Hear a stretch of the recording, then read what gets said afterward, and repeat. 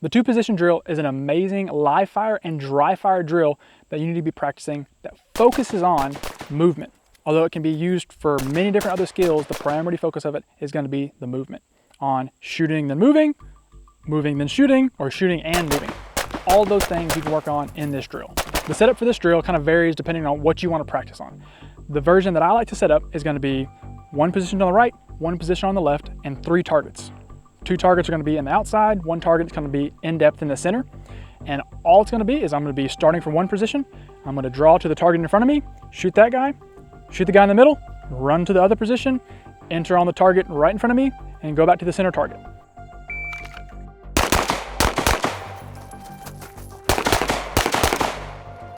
Now that's kind of the simple way to do it. There's a million different variations where you can have the targets kind of spaced apart, closer, further, partial targets, whatever it is. But if we're going to be talking about movement, the main thing I want to be focusing on is entering and exiting efficiently and making sure that my center of gravity is low.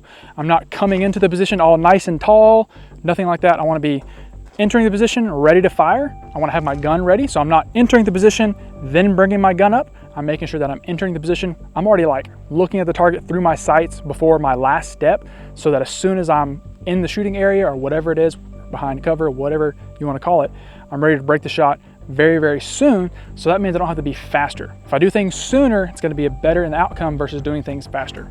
So that was the entry portion. On the exit portions, we're going to have to having shot calling. As soon as I break the last shot, I have to know whether it's good or bad, and then be ready to exit position. So whenever I'm shooting, I'm already staying low. I don't want to be shooting up nice and tall, drop low, and then explode out of position. I want to be already in a nice, aggressive, athletic stance, whatever you want to call it, fighter stance. I'm ready to move in any direction. Now, a lot of these times, I know which direction I'm going, so I can go ahead and favor. But if you want to stay unbiased, just have a nice, stable, athletic stance so you can move in any direction.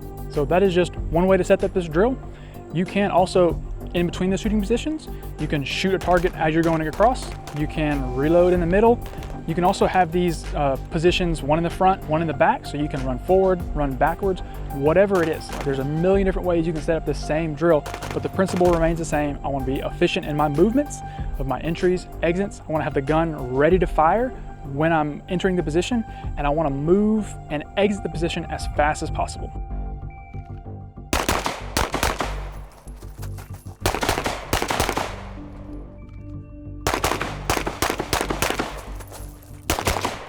Set up this however you want to do it in live fire, but also rep this out like 15 minutes a day, 3-4 times a week, and your movements will become a lot more crisp when it comes to entering and exiting.